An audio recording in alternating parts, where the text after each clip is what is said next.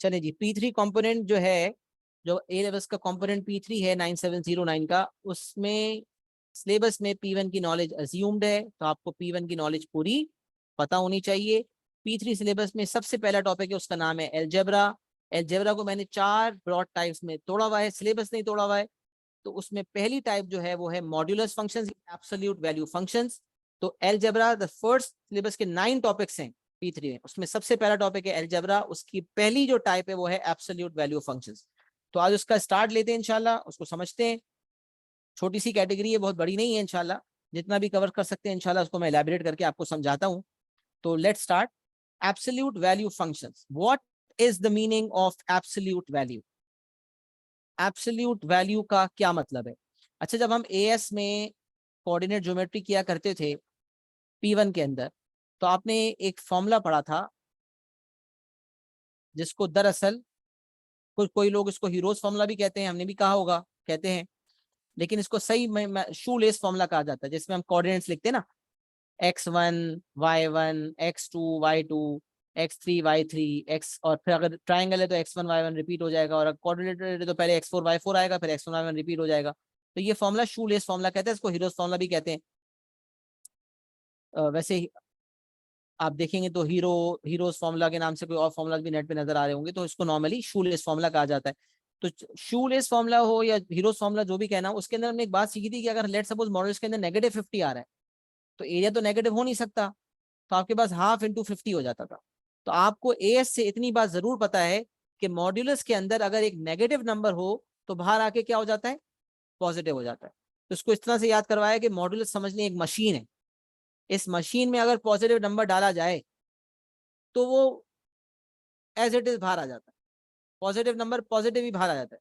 लेकिन अगर मशीन में नेगेटिव नंबर को डाला जाए तो when it comes out it becomes positive. तो positive number remains positive and negative number becomes positive.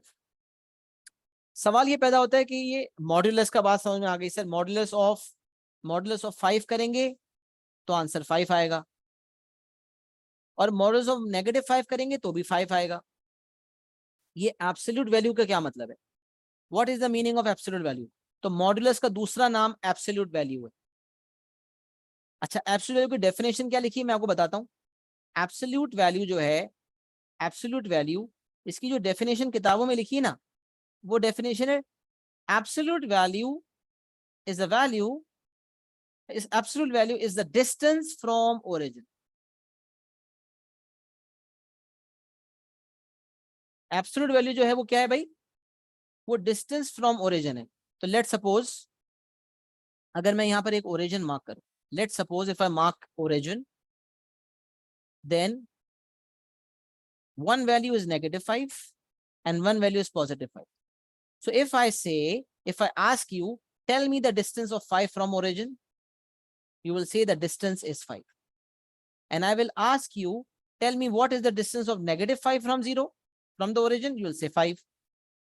तो distance from origin हमेशा positive होगी, because distance is a scalar quantity and all scalars are always positive. Therefore, if examiner is asking you the absolute value of a certain negative value, then its distance from origin is positive.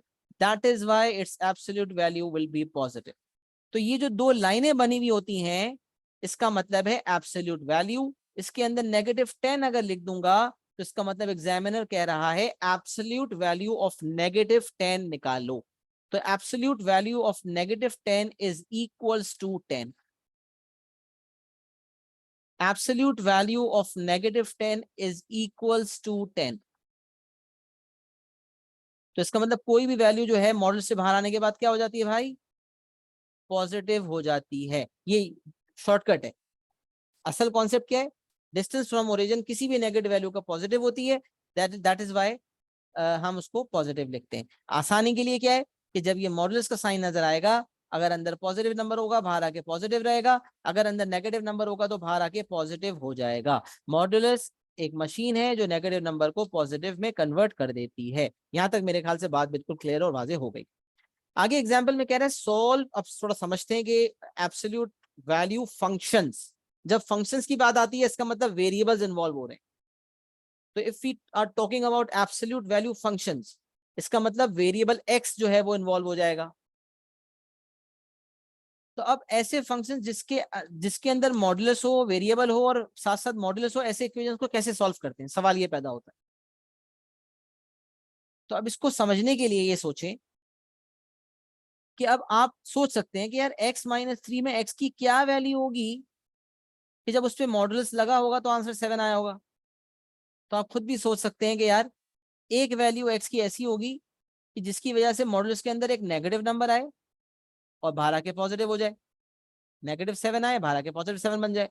और x की एक ऐसी value भी हो सकती है जिसमें actually जिसको जिसको रखने पे एक्चुअली मॉडुलस के अंदर पॉजिटिव आंसर आए और बाहर भी पॉजिटिव रहे। अब सोचें वो कैसी वैल्यू हो सकती है। तो मेंटली अगर आप सोचें तो क्या हो सकता है, x की वैल्यू अगर आपकी 10 है तो 10-3 modulus of 7 which will give 7।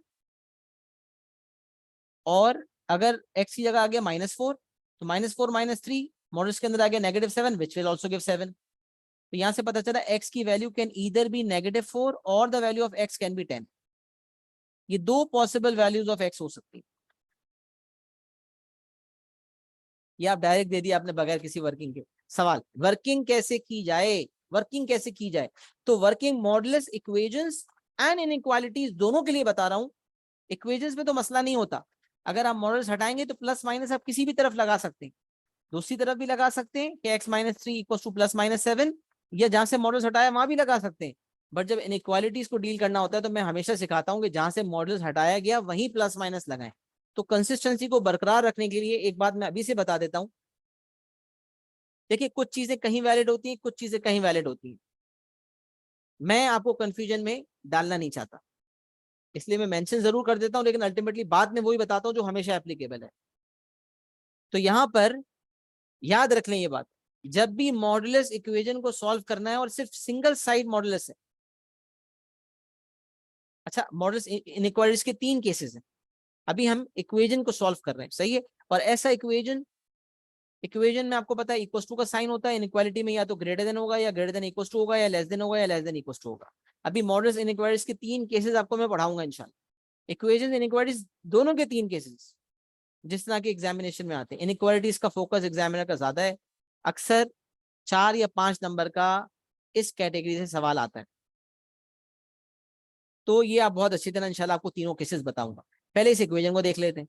तो आपको ये सिखाया कि भाई जब मॉडुलस इक्वेशन को सॉल्व करना हो तो जब मॉडुलस हटाएंगे, मॉडुलस इक्वेशन को सॉल्व करने के लिए when we are going to remove the modulus sign we are going to take plus minus. तो x-3 इक्वल 7, मैं फिर कह रहा हूं इक्वेशन के केस में प्लस माइनस कहीं भी ले सकते हैं, बट कंसिस्टेंसी के लिए मैं वहीं ले रहा हूं जहां से मॉडुलस हटाया है। तो एक केस हो गया x-3 इक्वल्स टू +7, और एक केस हो गया माइनस के साथ, और -3 इक्वल्स टू 7। यहां से आपका आंसर आ गया x इक्वल्स टू 10, और यहां से आपका आंसर आ गया x इक्वल्स टू 3-7 -4। ये आपके दो आंसर्स आ गए जनाब। So this is your answer. Answer में हमेशा ब्लॉक बना के उसको आंसर अलग से आइडेंटिफाई कर दिया करें, ये प्रेजेंटेशन में काफी इंपॉर्टेंट रहता है। तो ये बात मैंने आपको पहले ही बता दी थी कि एक दफा चेक करना चाहते हैं तो चेक कर लें, लेकिन पहले ही हमने डिसाइड कर लिया था कि देखें 10 अगर x की वैल्यू है तो 10-3 7, बाहर आके 7। x की वैल्यू -4 है तो -4 -3 -7 बाहर आके +7। तो x की दोनों वैल्यूज वो हैं जो अगर मॉडल्स के अंदर x की जगह पे रखी जाए तो आपका आंसर 7 आएगा। तो the solution, that there are two solutions of this equation. There are two values of x, one is 10 and one is -2. Bottom line, when you are solving a modulus equation, this simple case in which there is modulus on one side only and there's a positive constant on the other side, what you have to do is when you remove the modulus sign, you take plus minus on the same side as the modulus.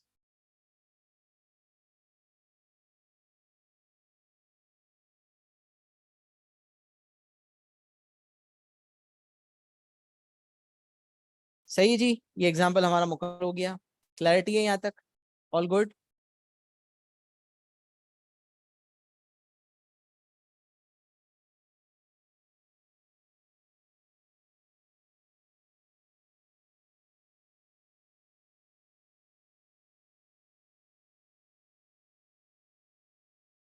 अच्छा जी, moving forward, three cases of modulus modulus equations and inequalities. Absolute value कह लें या modulus कह लें, normally common जबान में modulus कहलाता है। सही है। मैं पहले इसके ये नोट्स की इंशाल्लाह, मैंने आपको कहा कि एलएमएस के थ्रू आपको एक्सेस मिल जाएगा और आप इस नोट्स को जो है इंशाल्लाह प्रिंट कर लेंगे, प्रिंट करवा लेंगे या प्रिंट घर से कर लेंगे। और फिर आपके पास आपको सिर्फ यही लिखना होगा जो मैं इस वक्त पेन से लिख रहा हूँ, बाकी चीजें आपको प्रिंटेड मिल जाएंगी। तो आपके नोट्स मेकिंग आपको पूरी जरूरत नहीं पड़ेगी अभी अभी के लिए। आप जो लिखना चाहते हैं नोटबुक पे लिखते रहें और फिर एंड में एक साथ स्क्रीनशॉट भी ले लीजिएगा ताकि आपको पता हो कि मैंने कब क्या लिखा है। अब मैं आ जाता हूँ तीन केसेस जो है मॉडल्स इक्वेशंस और इनइक्वालिटीज के, उस पर आ जाता हूँ। बेसिक इक्वेशन मैंने सॉल्व करवा दिया। अब मैं तीन केसेस जो हैं, जिस तरह के सवालात आते हैं, जिस तरह के केसेस हैं, मैं आपको वन बाय वन बताता हूँ। हर केस को डील करने का एक डिफरेंट अंदाज है, हर केस को डील करने का अंदाज मुख्तलिफ है, राइट। लेकिन हम उसको वन बाय वन समझते हैं इंशाल्लाह। तो मॉडुलस इक्वेशंस एंड इनइक्वालिटीज का पहला केस। अच्छा, इसका जो इक्वस टू वाला वर्जन है ये मैंने ऊपर डिस्कस कर लिया। जो पहला केस है सिंपल वाला, इसका इक्वस टू वाला केस मैंने ऊपर डिस्कस कर लिया है। तो इसका अब मैं लेस देन वाला और ग्रेटर देन वाला वर्जन यूज कर लेता हूँ। अच्छा, लेस देन वाला का काम और लेस देन इक्वल टू में सेम काम होगा, ग्रेटर देन इक्वल टू में सेम काम होगा। तो अभी हम केस नंबर 1 पे आ जाते हैं। Whenever we remove modulus, plus minus comes on the same side as the modulus। यही नॉलेज हमने ऊपर अप्लाई भी की थी और मॉडुलस के केस नंबर 1 में करते भी यही। सर ये क्या केसेस हैं, किस तरह से आप केस का नाम देंगे, क्या नजर आएगा कि हम कहेंगे ये केस 1 है? मैं आपसे पूछूंगा अभी, जब जब हम सवाल सॉल्व करेंगे तो फिर आप बताएंगे कि केस 1 है, ये केस 2 का सवाल है, ये केस 3 का सवाल है। वो क्या पहचान है जिसकी बेसिस पर हम केस आइडेंटिफाई कर रहे हैं? तो अब सुने, अगर एक तरफ मॉड्यूलस है और मॉड्यूलस के अंदर है एक फंक्शन, और दूसरी तरफ ना मॉड्यूलस है ना फंक्शन बल्कि एक कांस्टेंट है, तो अगर एक तरफ मॉड्यूलस है और उस मॉड्यूलस के अंदर फंक्शन है और दूसरी तरफ एक कांस्टेंट है, तो आप इस चीज को समझ लें कि ये केस नंबर 1 है। अच्छा, केस नंबर 1 जो सादा केस है, पहला वाला जो नजर आ रहा है कि एक तरफ फंक्शन मॉडुलस के अंदर और दूसरी तरफ कांस्टेंट, उसमें भी इनइक्वालिटी के साइन अगर लेस देन है और ग्रेटर देन है तो दोनों में एंड में आके एक चेंज आता है। वो चेंज क्या है वो मैं आपको बताता हूँ इंशाल्लाह थोड़ी देर में। लेकिन एक बात कॉमन है और वो ये कि जब रिमूव करेंगे मॉडुलस का साइन तो प्लस माइनस वहां पर आ जाएगा जहां से मॉडुलस हटाया गया। Plus minus comes on the same side as the modulus. तो अब एग्जाम्पल को देखते हैं। एग्जाम्पल कह रहा है modulus of x minus 3 less than 7। Instruction ने कहा मॉडुलस इनइक्वालिटी है केस नंबर 1 वाली, मॉडुलस को हटा दें, प्लस माइनस को ले आए। सॉल्व किया तो एक प्लस के साथ सॉल्व किया तो x माइनस 3 लेस देन 7 और आंसर आ गया x लेस देन 10। एक हो गया माइनस एक्स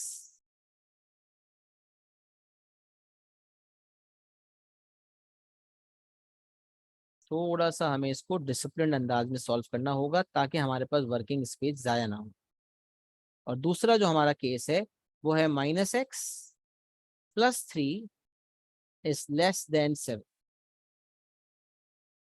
तो यहां से अगर मैं सॉल्व करता हूं तो x वहां चला जाएगा, -3 -7 -4, -4 इज लेस देन x हो जाएगा और x is greater than -4।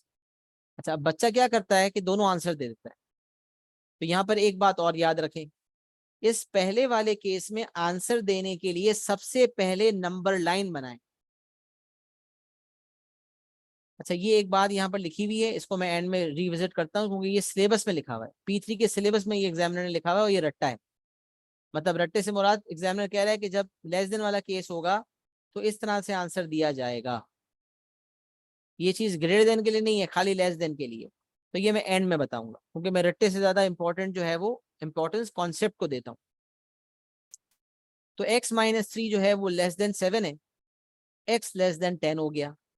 Minus x plus 3 less than 7 है, x वहां चला गया, 7 यहाँ पर आ गया, तो 3 माइनस 7 माइनस 4, माइनस एक्स वहां जाके पॉजिटिव x हो गया, x is greater than minus 4। अब अगर मैं यहाँ पर नंबर लाइन ड्रॉ करूं, नंबर लाइन जरूर ड्रॉ करें, तो माइनस 4 लिखा और 10 लिखा। नंबर लाइन में आपको पता है एक चीज,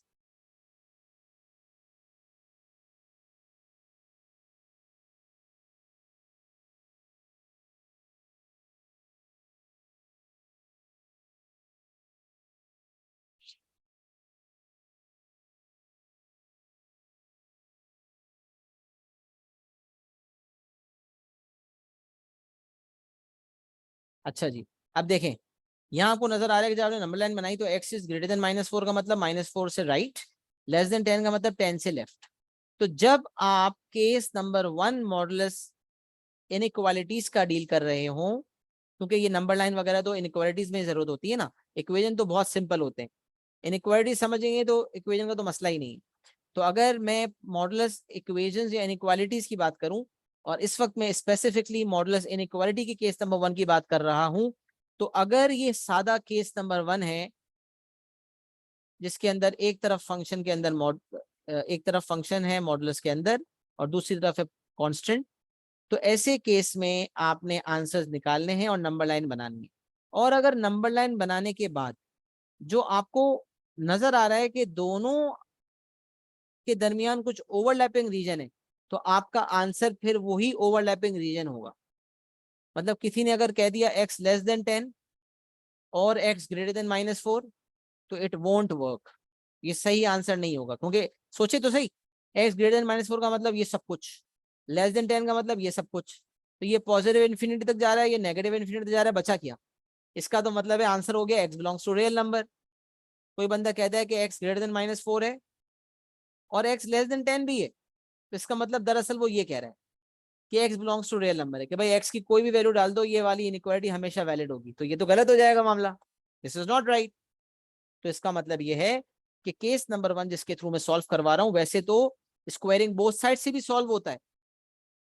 मैं आपको ये भी बता दूं कि अगर मैं कोई मेथड बता रहा हूं उसके अलावा दूसरा मेथड स्क्वायरिंग बोथ साइड्स में अगले केस के लिए बताऊंगा जिसमें दोनों तरफ मॉडुलस है, वो मेथड यहां भी लग सकता है बट उससे लंबी होगी, क्योंकि स्क्वायरिंग बोथ साइड से क्वाड्रेटिक बनेगा, उसकी मिडिल टर्म ब्रेकिंग होगी, वो लंबी वर्किंग होगी। तो जब मैं आपको शॉर्टकट वर्किंग की तरफ लेके जा रहा हूं, तो मैं जो गाइडेंस दे रहा हूं उसको फॉलो करेंगे। ये बात जरूर है कि जो मैं बता रहा हूं उसके अलावा मेथड्स एग्जिस्ट करेंगे, लेकिन याद ये रखना है कि जो सर सुफियान इतने सालों की मेहनत के बाद ट्रायल एंड टेस्ट करके कोई चीज सिखा रहे हैं, तो इसका ये मतलब है कि वो तरीका मेरे लिए आसान तरीन तरीका है उस पर्टिकुलर केस के लिए। स्क्वायरिंग बोथ साइड से भी ये वाला केस डील हो सकता है, जैसे कि केस 2 में तो मैंने सिखाना ही ये है कि स्क्वायरिंग बोथ साइड्स करें, लेकिन कब कौन सी चीज कहाँ लगेगी, उसके क्या नेगेटिव इम्पैक्ट्स हैं, क्या पॉजिटिव इम्पैक्ट्स हैं, ये आप नहीं जानते, ये मैं जानता हूं। लिहाजा मैंने केसेस बना के समझाया, वरना तो मैं केसेस बनाता ही नहीं, एक साथ गाइडेंस दे देता। लेकिन आपको पता है कि मेरा टीचिंग स्टाइल हमेशा ऐसा है कि I am very very clear and precise with what to do, because this is such a simple aspect. And I still remember that my teacher once taught me this and I was so confused, because the simplest thing was communicated in a complex manner, and I was unable to grasp that case to when I have to apply this case, when I have to apply this, कब ये करूं कब वो करूं, कभी वो करने पे गलत आंसर आ रहा है, कभी ये करने पे गलत आंसर आ रहा है, तो कंफ्यूजन है। I have worked a lot hard, and then have identified certain ways of doing certain things, and that will ensure that you are always on the point. You're always on the point. वो कहते हैं ना, तीर जाके निशाने पे लगा, तो ये ऐसा तीर होगा इंशाल्लाह जो निशाने पे लगेगा। तो आपको जो जिस तरीके से गाइडेंस दी जा रही है, आपने होशियारी नहीं करनी, आपने उसको फॉलो करना है। एंड इंशाल्लाह पास पेपर का हर सवाल आपके कदमों में होगा। All the questions will be under your feet. सही है। तो यहाँ पर आपको ये बता रहा था कि अगर पहला वाला केस है, तो जहां से मॉडुलस हटेगा वहीं प्लस माइनस आएगा। जब सॉल्व करके आंसर्स आएंगे तो डायरेक्टली आंसर्स नहीं देने, बल्कि पहले नंबर लाइन बनानी है। नंबर लाइन बनाने के बाद अगर ऐसा रीजन आ जाए जो ओवरलैपिंग रीजन है, तो वही ओवरलैपिंग रीजन आपका आंसर बन जाएगा। लिहाजा the answer will be -4 till 10।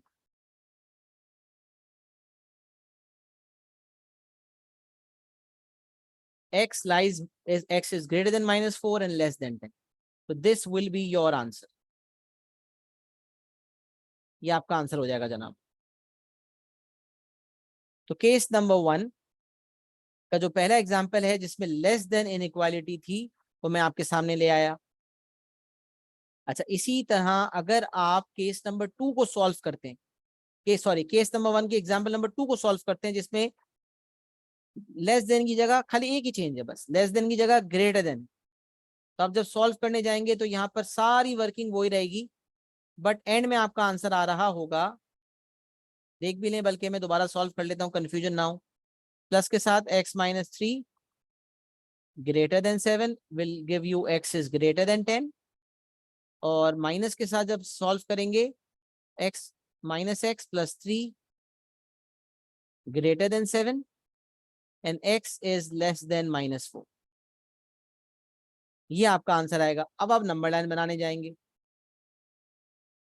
जब नंबर लाइन बनाएंगे तो आप एक चीज नोट करेंगे, नंबर लाइन में आप लिखेंगे पहले -4। मैं एक चीज कर लूं पहले, थोड़ा सा मुझे यहाँ जो है वो बाइफर्केशन करनी पड़ेगी ताकि मिक्सिंग ना हो चीजों की। अच्छा, 1 मिनट।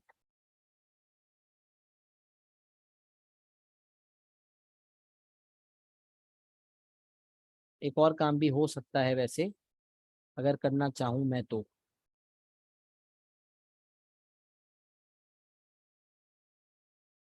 ये देखिए, ये हो गया वीआईपी का। अच्छा जी, अब आ जाते हैं वापस। तो अगर मैं बात करूं, -4 है और एक तरफ है 10, और अगर मैं यहाँ नंबर लाइन को थोड़ा सा नीचे कर दूं, 1 मिनट, तो अगर आप यहाँ नंबर लाइन बनाने जाते हैं तो आपका एक आंसर बनेगा >10।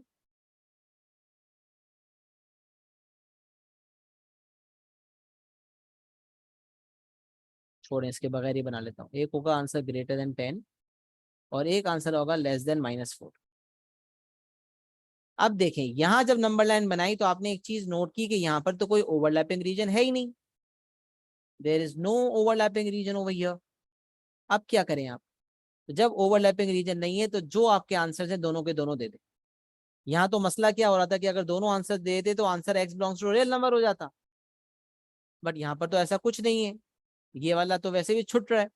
तो इसका मतलब यहाँ पर दो आंसर्स हो जाएंगे, और वो एक आंसर होगा x इज लेस देन -4 और x इज ग्रेटर देन 10। अच्छा, इससे आपको क्वाड्रेटिक्स की एक चीज मैं रिकॉल करवाता हूँ। जब हमने एएस में P1 के अंदर क्वाड्रेटिक्स पढ़ा था, तो वहां आपको याद होगा कि जब मैं क्वाड्रेटिक इनइक्वालिटी करवाया करता था, तो x² + 5x + 6 ग्रेटर देन 0 वाला केस और लेस देन 0 वाले केस में आपको सिखाया करता था कि जो रूट्स आते हैं, जैसे एग्जांपल है x-2 x-5 ग्रेटर देन 0, क्या करते थे हम, 2 और 5 लिखते थे, और ग्रेटर देन 0 के केस में साइडों पे शेडिंग करते थे। तो दो आंसर्स आते थे, छोटे रूट से पहले और बड़े रूट के बाद। और जब इनइक्वालिटी लेस देन 0 होती थी, इनइक्वालिटी लेस, तो ये वाला आंसर दे देते, दोनों रूट्स के दरमियान।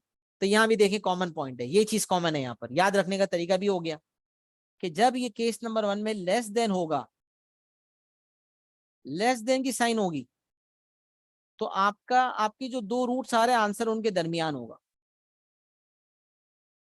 नंबर लाइन बना के आपको नजर आ रहा होगा कि ओवरलैपिंग रीजन। और जब इनइक्वालिटी ग्रेटर देन होगी, तो छोटे रूट से पहले और बड़े रूट के बाद आपके दो डिफरेंट आंसर्स होंगे, जैसे कि आपको यहाँ नजर आ रहा है, less than -4 greater than 10, smaller root से पहले, बिगर रूट के बाद। और अगर इनइक्वालिटी लेस देन होगी तो दोनों रूट्स के दरमियान। तो अगर आप यहाँ स्क्वायरिंग बोथ साइड्स करते तो आपकी क्वाड्रेटिक इनइक्वालिटी बिल्कुल वैसी वाली बनती जैसे कि ASP1 में हम पढ़ते थे, लेस देन वाली, यहाँ लेस देन वाली बनती। तो आंसर दो रूट्स के दरमियान आता, फैक्टराइज करके आप रूट्स निकालते या क्वाड्रेटिक फॉर्मूला से रूट्स निकालते। सिमिलरली ये अगर इसकी बात करूं तो यहाँ पर अगर आप स्क्वायरिंग बोथ साइड्स भी करते तो क्वाड्रेटिक इनइक्वालिटी बनती, फैक्टराइज करते या क्वाड्रेटिक फॉर्मूला इस्तेमाल करके रूट्स निकाल के जब स्केचिंग करते तो आपका आंसर दो सेपरेट रीजन में होता, छोटे रूट से पहले बड़े रूट के बाद। तो क्योंकि मैं स्क्वायरिंग करवा के क्वाड्रेटिक इक्वेशन फॉर्म करवाना नहीं चाहता था, क्योंकि उसमें वर्किंग बहुत ज्यादा होती, टाइम बहुत ज्यादा लगता, टाइम आपका वेस्ट हो जाता, तो हमें स्मार्ट वर्क करना था। मैंने कहा भाई जहां से मॉडुलस हटाना है प्लस माइनस लगा लेना है। लेस देन वाले केस के अंदर जब नंबर लाइन बनेगी, ओवरलैपिंग रीजन होगा तो वो सिंगल रीजन होगा कंटिन्यूअस फॉर्म में। ग्रेटर देन इनइक्वालिटी होगी तो दो सेपरेट रीजन होंगे। नंबर लाइन बनाएंगे तो पता चलेगा there is nothing overlapping and both the things will be given as your final answer. Case number 1 is completely explained. Acknowledge करें कि क्या बात केस नंबर 1 की पूरी समझ आ गई है, एक्नॉलेजमेंट दें, और अगर कोई कंफ्यूजन कोई डाउट है तो भी बता दें।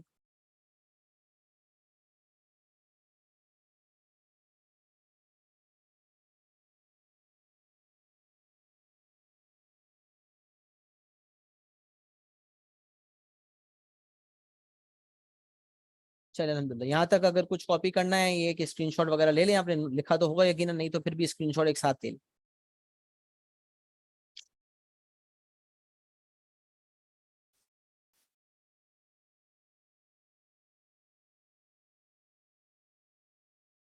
अच्छा जी, अब केस नंबर 2 पे आ जाते हैं। केस नंबर 2 क्या कह रहा है? केस नंबर 2 कह रहा है whenever there is modulus on both sides we do squaring on both sides. Whenever there is modulus on both sides we do squaring on both sides. जब भी दोनों तरफ मॉड्यूलस हो। अच्छा मैं एक चीज भूल गया, वापस आता हूँ उस पर। यहाँ एग्जामिनर ने लिखा हुआ था, ये चीज सिलेबस में लिखी हुई है, P3 सिलेबस से एज इट इज मैंने कॉपी पेस्ट की, लेकिन मैंने इसको इसलिए नहीं समझाया कि मैं कभी रट्टा लगवाने का अप्रोच में होता नहीं हो कि मैं रट्टा लगाऊं आपसे, हमेशा कॉन्सेप्ट पे बात होती है। कॉन्सेप्चुअली मैंने आपको समझा दिया। अब एग्जामिनर ने खाली लेस देन का रट्टा लगवाया कि अगर x माइनस ए लेस देन बी वाला केस है तो आप क्या करते हैं कि जो आपका a वाला कांस्टेंट होता है, बल्कि specifically to minus and less than वाला केस, लेस देन और माइनस है उसके हिसाब से यहाँ पर गाइडेंस हुई। तो अब अगर x माइनस से लेस देन बी है तो आपका आंसर होगा जो भी आपका a है वो a माइनस बी से लेकर a प्लस बी तक। तो यहाँ भी उस रट्टे को लगा के देखें, a आपका 3 है और b आपका 7 है, तो 3 minus 7 is -4, 3 plus 7 is 10 and the x will lie between -4 and 10। इसका मतलब ये बात जो एग्जामिनर ने लिखी है ये बिल्कुल 100% दुरुस्त है, क्योंकि जब हम अपने एग्जाम्पल में अप्लाई करें तो हमारा आंसर शॉर्टकट से भी वही आ रहा है जो लंबे तरीके से आ रहा है। बट जाहिर सी बात है ये चीजें रट्टा नहीं लगा सकते और हम भूल जाते हैं, बच्चे कंफ्यूज ही रहते हैं कि क्या करना है, लेकिन अलबत्ता सिलेबस में ये रूल लिखा हुआ है। तो अगर कभी आप इस रूल को कोट करने के बाद आप आंसर देना चाहें तो भी आप दे सकते हैं, वो एक्सेप्ट किया जाएगा। बट मेरी प्रेफरेंस यही है कि मैं आपको कॉन्सेप्चुअली समझाऊं कि आपको करना कैसे है। तो यकीनन अब जो तरीका मैंने आपको बताया है उसके बाद आप इस काबिल हो गए होंगे कि इसको डील करना कैसे है। तो इज इट क्लियर? क्या बात सबको समझ आ गई है भाई? चलें, केस नंबर 2 जो है उस पे आ जाते हैं। केस नंबर 2 कहता है if there is modulus on both sides, दोनों तरफ फंक्शन हो, दोनों तरफ फंक्शन हो और मॉड्यूलस के अंदर हो। ऊपर क्या था, एक तरफ फंक्शन हो मॉड्यूलस के अंदर और दूसरी तरफ कांस्टेंट हो। यह है केस नंबर 1। केस नंबर 2 क्या है, दोनों तरफ फंक्शन है, फंक्शन का मतलब function in x, function of x, दोनों तरफ फंक्शन मौजूद है और दोनों तरफ फंक्शन मॉडुलस के अंदर है। अच्छा यहाँ भी आप ऐसा हो सकता है कि प्लस माइनस लेकर सॉल्व करने की कोशिश करें बट उसमें आंसर आपका सही नहीं आता। तो यहाँ पर सबसे best approach is squaring both sides. जो अप्रोच मैं बता रहा हूं उसके अलावा ऑल्टरनेटिव मेथड्स भी एग्जिस्ट करेंगे, मैं नहीं कहता नहीं एग्जिस्ट करेंगे। कोई बच्चा आपको आगे बताए, आप बोले नहीं यार हमारे सर ने ये तो नहीं बताया, तो हमारे सर ने इसलिए नहीं बताया होगा यकीनन कि कहीं हम कंफ्यूज ना हो जाए।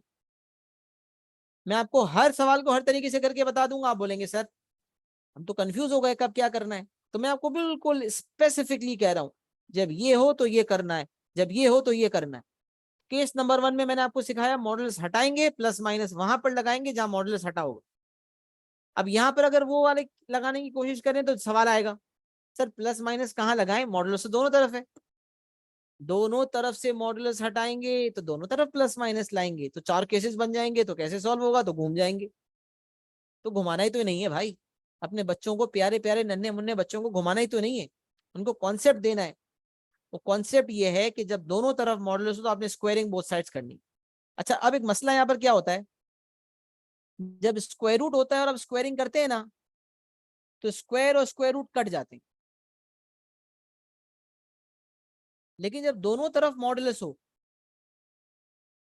और स्क्वायरिंग बोथ साइड्स हो, तो स्क्वायर और मॉडुलस कटते नहीं हैं, बल्कि मॉड्यूलस को स्क्वायर रिप्लेस कर देता है।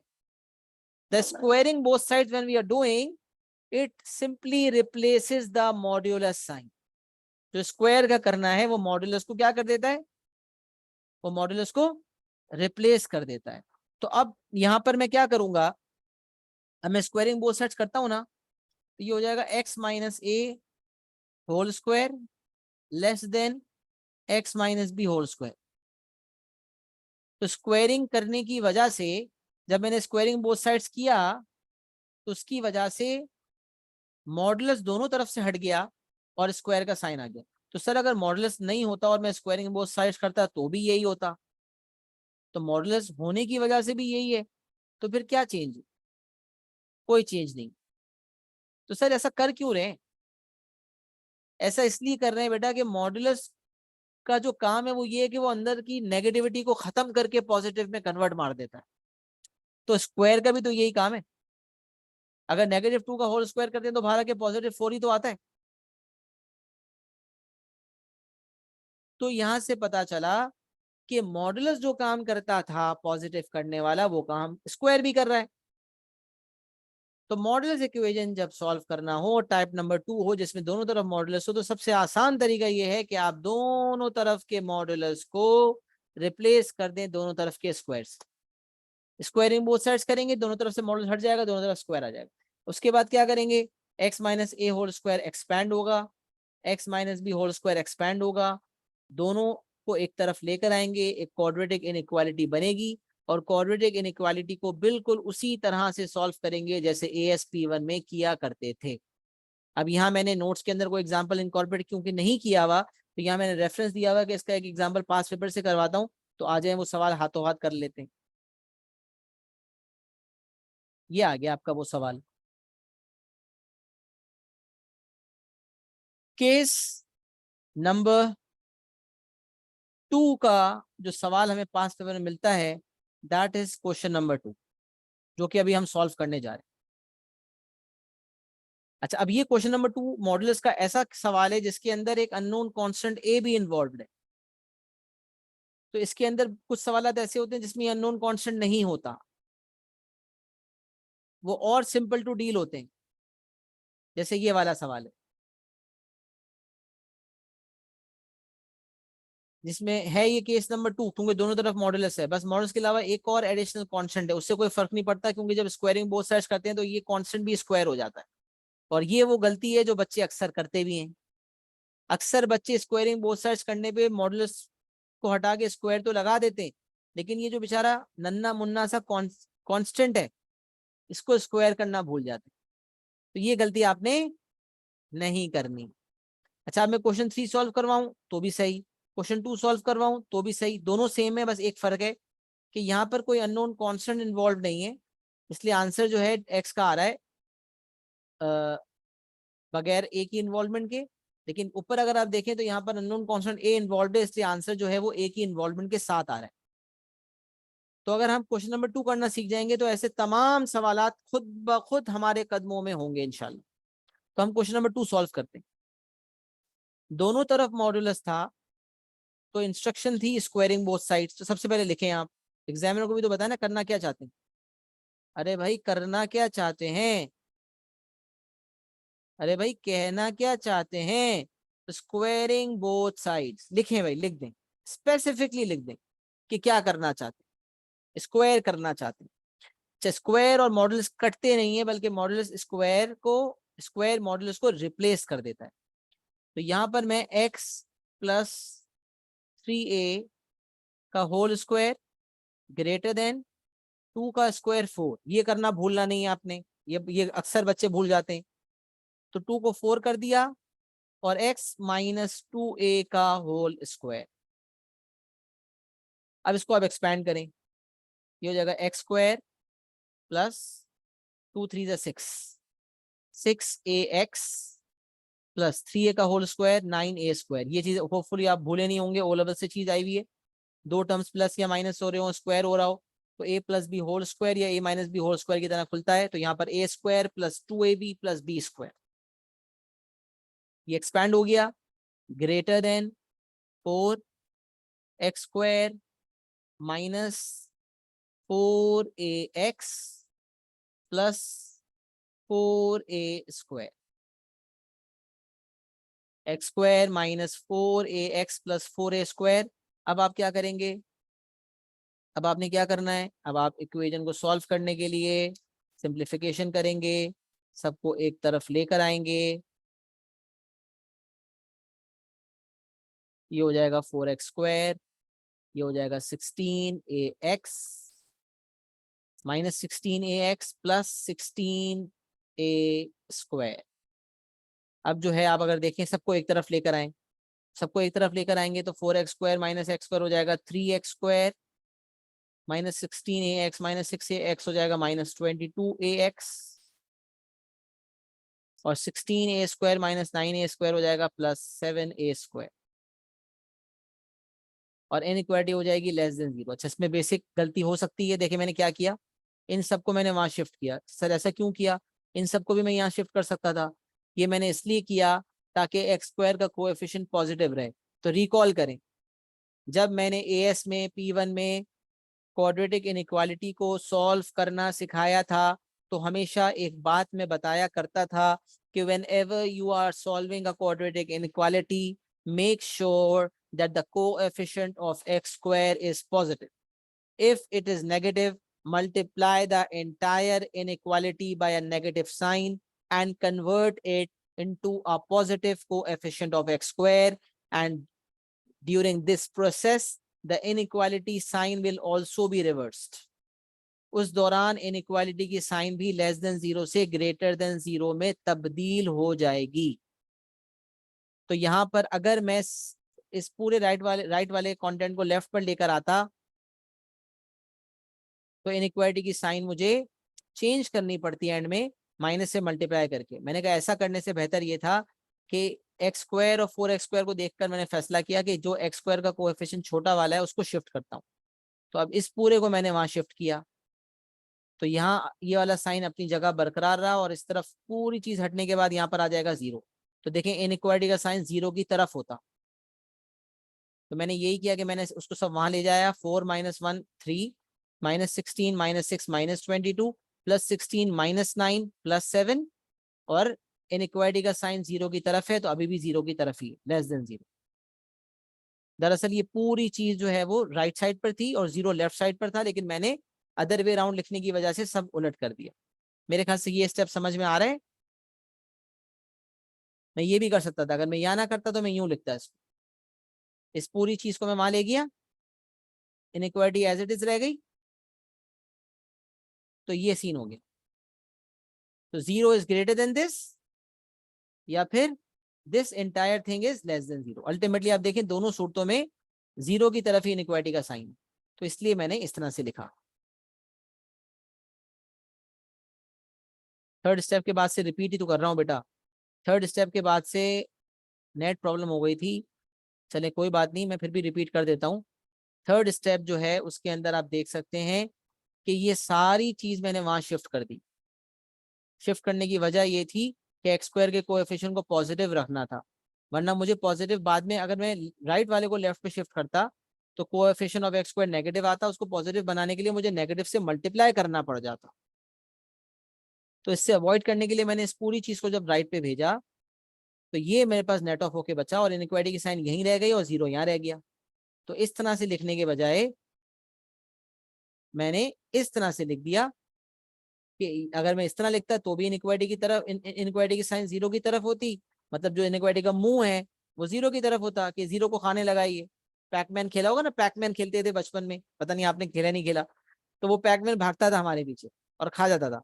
नहीं, हम पैकमैन सॉरी भागते थे और खाते थे। तो ये फेस जो इसका है, जो मुंह है इसका, वो जीरो की तरफ है। खेला है ना, हाँ बिल्कुल। तो वो उसी तरह हो गया। तो ये जीरो की तरफ है और यहाँ भी जीरो की तरफ है। तो किसी भी तरह लिखे, मेरे ख्याल से बात क्लियर है। मैंने हालांकि बहुत बेसिक सी बात है लेकिन मैं फिर भी इसको एलैबोरेट कर दिया। अच्छा, अब आप देखें, this is a quadratic inequality. ये एक क्वाड्रेटिक इनइक्वालिटी आपके सामने आ गई है। This is a quadratic inequality and this quadratic inequality will be solved in the same way as you used to solve in AS, जिसमें मैंने आपको बताया था कि अगर एक्स स्क्वायर का कोएफिशिएंट पॉजिटिव है तो आप पहले निकालेंगे रूट्स। याद करें क्या स्टेप्स बताए थे। फर्स्ट फाइंड द रूट्स इधर यूजिंग फैक्टराइजेशन यानी कि मिडल टर्म ब्रेकिंग और quadratic formula, then make a rough sketch and then give your final answer. तो यहाँ पर अगर कोई चाहता है क्वाड्रेटिक फॉर्मूला का इस्तेमाल करना तो भी कर सकता है और डायरेक्ट मिडल टर्म ब्रेकिंग भी पॉसिबल है। तो मैं डायरेक्टली मिडल टर्म ब्रेकिंग कर रहा हूँ।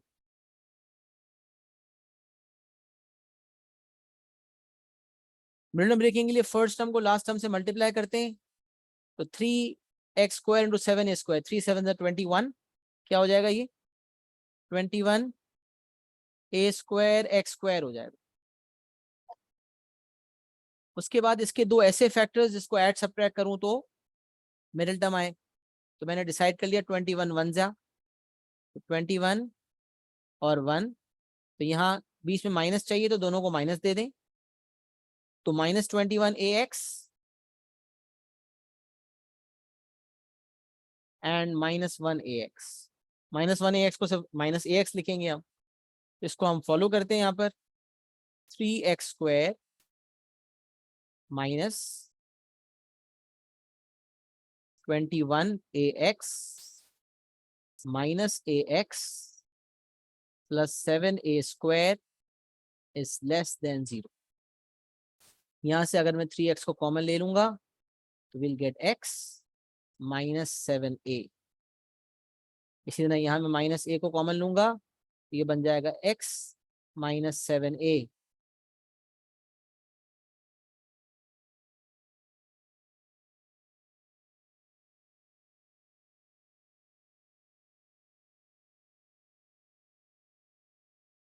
Less than 0। अब आपका यहाँ से बन गया 3x -a और यहाँ से बन गया, अच्छा x -7a। बेसिकली होता ही है कि स्टेप्स ये होते हैं कि हम x -7a को ले लेते हैं कॉमन।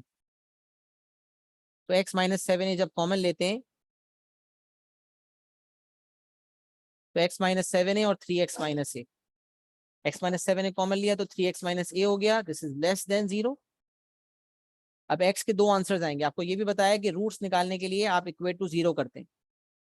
x -7a को इक्वेट टू 0 करें तो x का आंसर आ गया +7a और 3x -a को इक्वेट टू 0 करें तो x का आंसर आ गया a/3। अब आपको ये पता होना चाहिए कि a/3 स्मॉलर रूट है और 7a जो है वो बिगर रूट है। सर ये कैसे पता, a की वैल्यू तो है नहीं हमारे पास। तो यहाँ देखें बड़ी इंपॉर्टेंट बात लिखी हुई है, a is a positive constant. a एक पॉजिटिव कांस्टेंट है। क्योंकि a एक पॉजिटिव कांस्टेंट है लिहाजा क्योंकि a एक पॉजिटिव कांस्टेंट है लिहाजा हमें ये पता चल गया कि पॉजिटिव वैल्यू को जब डिवाइड बाय 3 करेंगे तो स्मॉलर रूट आएगा और मल्टीप्लाई बाय 7 करेंगे तो बिगर रूट आएगा। तो यहाँ से फैसला हो गया कि this is the smaller root and this is the bigger root. ये बिग है और एक स्मॉल है।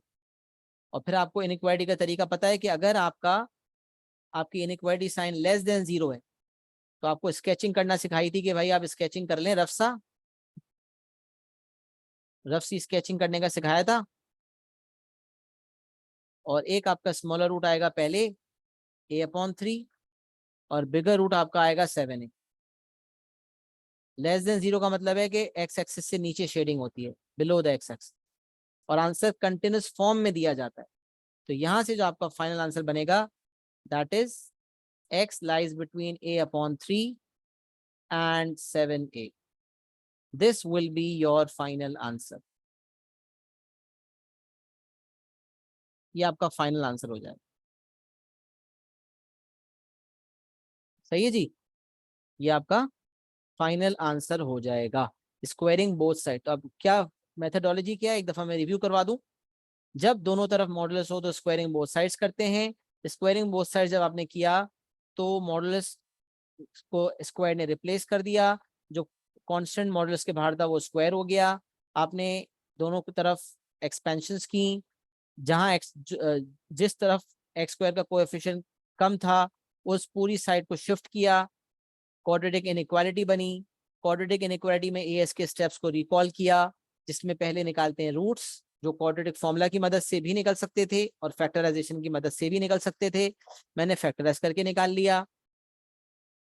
स्केचिंग जो है वो मैंने स्केचिंग के बाद फाइनल आंसर दिया। अगर लेस देन इनइक्वालिटी होती है तो फाइनल आंसर निकालने के लिए दो रूट्स के दरमियान आंसर आता है, और अगर यही इनइक्वालिटी ग्रेटर देन 0 होती तो मेरा आंसर आता छोटे रूट से पहले, यानी कि x(a/3) से छोटा और 7a से ग्रेटर। ग्रेटर देन के केस में दो आंसर्स होते हैं, छोटे रूट से पहले वाला, बड़े रूट के से बाद वाला। लेकिन लेस देन के केस में एक आंसर होता है, सिंगल आंसर होता है, कंटिन्यूस फॉर्म में होता है, दोनों रूट्स के दरमियान होता है, तो a/3 से 7a के दरमियान। तो ये मेरा पूरा सवाल मुकम्मल हो गया, क्वेश्चन नंबर 2। इसको आप कॉपी भी कर सकते हैं अपने पास और इसका स्क्रीनशॉट ले लें अभी तो फिल वक्त, फिर आराम से लिखते रहिएगा। लेकिन एक्नॉलेजमेंट जरूर दे दें कि क्या मेरा पढ़ाया हुआ हर लफ्ज आपको समझ आ गया। छोटी सी भी कंफ्यूजन है ना, तो छोटी सी कंफ्यूजन को छोटा समझ के छोड़े मत कि छोड़े यार देखा जाएगा बाद में देख लेंगे। नो, पूछ लें, पूछ लें, मौका है, पूछ लें। कोई मसला है, कोई कंफ्यूजन है, डिस्कस कर लें, शर्माना नहीं है। लास्ट वाला पार्ट समझा दें बेटा। रेंज के लिए एएस की नॉलेज सिखाई थी ना, कि जब लेस देन 0 होता है ना, तो मैंने आपको सिखाया था 3 रीजन्स होते हैं।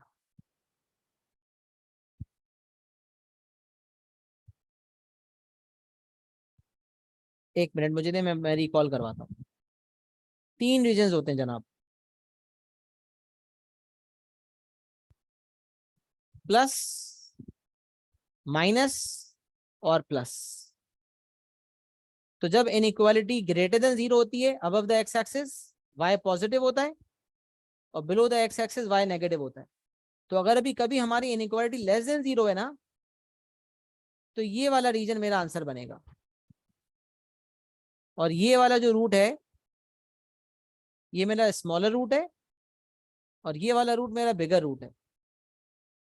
तो अगर आपकी इनइक्वालिटी लेस देन 0 है मतलब नेगेटिव है, कोई भी चीज y होती है, लेस देन 0 का मतलब y less than 0, y less than 0 का मतलब y नेगेटिव। तो x की किन वैल्यूज के दरमियान y नेगेटिव है?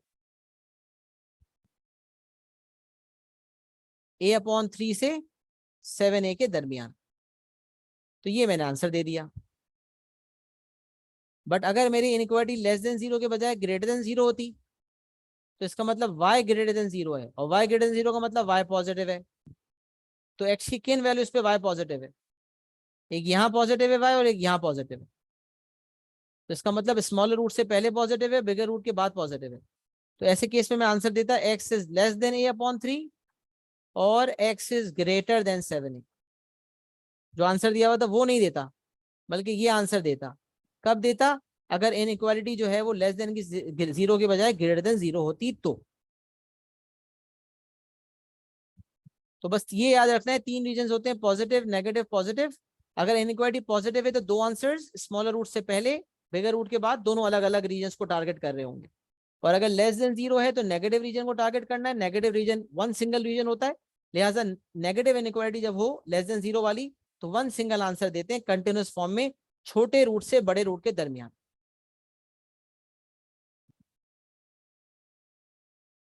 सही है, मैंने इसको मजीद इलाबरेट कर दिया और कॉन्सेप्चुअली इसको मैंने आपके सामने डिलीवर कर दिया। मुझे बताएं, यहां तक बात समझ आ गई? कॉन्सेप्ट क्लियर है यहां तक?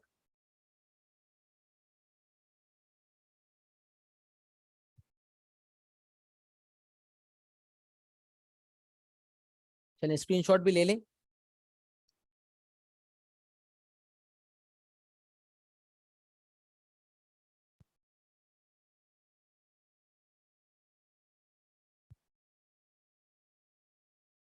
चलिए अल्हम्दुलिल्लाह हमने मॉडुलस इक्वेशंस एंड इनइक्वालिटीज का जो है वो आगाज किया। थोड़े बहुत कॉन्सेप्ट्स हमने समझे। उसके बाद हमने इसके केस 1 और केस 2 को मुकम्मल समझ लिया। केस 1 में एक तरफ मॉडुलस था जिसके अंदर फंक्शन था, दूसरी तरफ कांस्टेंट था, और केस 2 में दोनों तरफ मॉडुलस था। दोनों के हमने एग्जांपल समझ लिए और पास्ट पेपर का एक सवाल भी देख लिया। तो आज के लिए इंशाल्लाह केस नंबर 2 तक ही रखते हैं। इंशाल्लाह we are going to continue this topic in the next class as well, and inshallah then I am going to deal with case number 3 as well, and there's some sketching as well in the syllabus. Inshallah I'll cover that as well. So with that, we end the class over here. Hope to see you all again in the next class. Take care, have a good day. Assalamu alaikum wa rahmatullahi wa barakatuh.